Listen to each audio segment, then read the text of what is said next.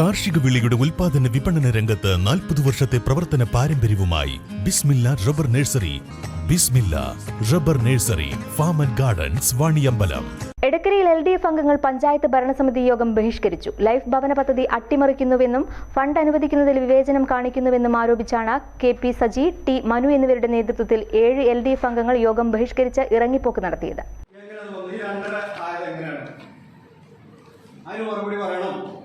നമ്മൾ തീരുമാനിച്ചു എന്താ ഞങ്ങളുടെ റോഡ് മോശമാണല്ലോ, എന്താ ഇതിന്റെ വാർഡ് പ്രസിഡന്റ് വാർഡ് ബാംഗ്ലൂർ വാർഡിൽ താമസിക്കുന്ന ആൾക്കാർ പ്രസിഡന്റിന്റെ വാർഡ് റോഡ് വേണ്ടെന്ന് പറയും. ഞാൻ അവിടെ ഞങ്ങളെ ബോധിപ്പിച്ചോണ്ട് പ്രസിഡന്റാണ് താമസിക്കുന്നത് ഞാൻ പറഞ്ഞിട്ടുണ്ട്. ഈ 3 ലക്ഷം വെച്ച സാധനം ഇങ്ങനെ 2.5 ആയി. ഞാൻ പറഞ്ഞില്ല, എനിക്ക് പറയാനൊരു മടിയില്ല, ഞാൻ മൈക്കെട്ടിനെ വിളിച്ചു പറയും, അതിനോട് തടസ്സമില്ല. ഇപ്പൊ ഈ എഗ്രിമെന്റ് വെച്ച് വീട് ആദ്യ ഗഡു കിട്ടി നിർമ്മാണം ആരംഭിച്ച ലൈഫ് PMAY ഗുണഭോക്താക്കൾക്ക് അടുത്ത ഘട്ടത്തിലേക്ക് ആവശ്യമായ പഞ്ചായത്ത് വിഹിതം നീക്കിവെക്കാൻ തയ്യാറാകാത്തതിൽ പ്രതിഷേധിച്ചാണ് പ്രതിപക്ഷാംഗങ്ങൾ ഭരണസമിതി യോഗം ബഹിഷ്കരിച്ചത്. എന്നാൽ പഞ്ചായത്ത് കോൺഫറൻസ് ഹാൾ നവീകരണം, ഇന്ദിരാഗാന്ധി ബസ് ടെർമിനലിൽ ലിഫ്റ്റ് സ്ഥാപിക്കൽ, കുടിവെള്ള സംവിധാനം ഒരുക്കൽ എന്നിവയ്ക്കായി വൻതുക നീക്കിവെക്കുകയും ചെയ്തു. പദ്ധതി രൂപീകരണ സമയത്ത് 3 ലക്ഷം രൂപയാണ് റോഡ് നവീകരണത്തിനായി മാറ്റിവെച്ചത്. എന്നാൽ പിന്നീട് ഇടതംഗങ്ങളുടെ വാർഡുകൾക്ക് നീക്കിവെച്ച 3 ലക്ഷം വെട്ടിക്കുറച്ച് 2.5 ലക്ഷമാക്കുകയും ചെയ്തു. UDF അംഗങ്ങളുടെ വാർഡുകൾക്ക് കൂടുതൽ തുക നീക്കിവെക്കുകയും ചെയ്തു. ബസ് ടെർമിനലിൽ ലിഫ്റ്റ് സ്ഥാപിക്കുന്നതിനും കുടിവെള്ളം ലഭ്യമാക്കുന്നതിനും 29 ലക്ഷം രൂപയും കോൺഫറൻസ് ഹാൾ നവീകരണത്തിന് 10 ലക്ഷം രൂപയുമാണ് പ്ലാൻ ഫണ്ടിൽ നിന്നും മാറ്റിവെച്ചത്. അന്തിമ കരട് തയ്യാറാക്കിയപ്പോഴും യാതൊരു ഭേദഗതിയും വരുത്താൻ ഭരണസമിതി തയ്യാറായില്ല. ഇതിൽ പ്രതിഷേധിച്ചായിരുന്നു ഇടതംഗങ്ങൾ യോഗത്തിൽ നിന്നും ഇറങ്ങിപ്പോയത്. എടക്കര ഗ്രാമപഞ്ചായത്തിന്റെ ഷോപ്പിംഗ് കോംപ്ലക്സ് നവീകരിക്കുക എന്നാൽ ആ പദ്ധതി കൊണ്ട് ഉദ്ദേശിക്കുന്നത് യോഗം നടക്കുന്ന മെമ്പർമാരുടെ യോഗം നടക്കുന്ന ഹാള്, അവിടെ ഡയസ്, മൈക്ക്, AC മുതലായ സംവിധാനങ്ങൾ ഒരുക്കി കോർപ്പറേഷനുകളിലും നമ്മുടെ നിയമസഭയിലുമൊക്കെ കാണുന്ന രീതിയിലുള്ള നവീകരണം 20 ലക്ഷം രൂപയാണ് അന്ന് അവർ മാറ്റിവെച്ചിരുന്നത്.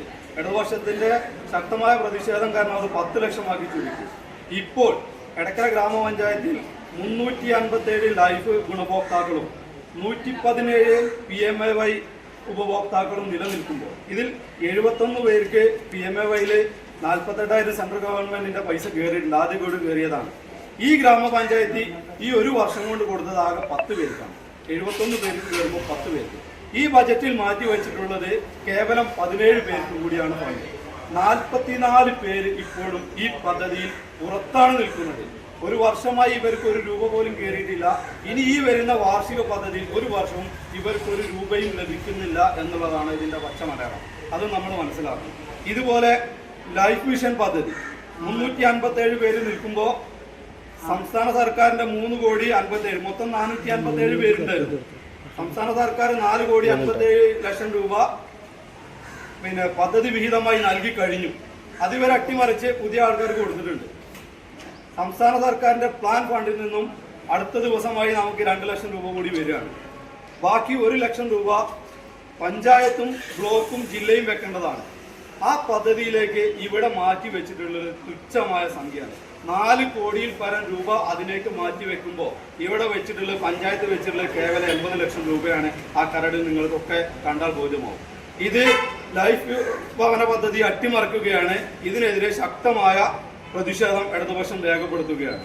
അതുപോലെ തന്നെ സജിയേട്ടൻ നേരത്തെ സൂചിപ്പിച്ചു, നമ്മുടെ ഇടതുപക്ഷ മെമ്പർമാർ 7 പേർക്ക് കരട് പട്ടിക തയ്യാറാക്കുമ്പോൾ 3 ലക്ഷം വീതം റോഡ് പണികൾക്ക് ഫണ്ട് മാറ്റി വെച്ചിട്ടുണ്ട്.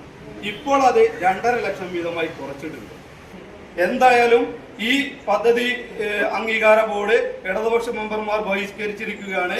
ഈ രീതിയിൽ സാധാരണക്കാരായ ജനങ്ങളെ കാണാതെയുള്ള ഒരു പദ്ധതി രൂപീകരണത്തിനും ഇടതുപക്ഷ ന്യൂസ് ബ്യൂറോ, എടക്കര.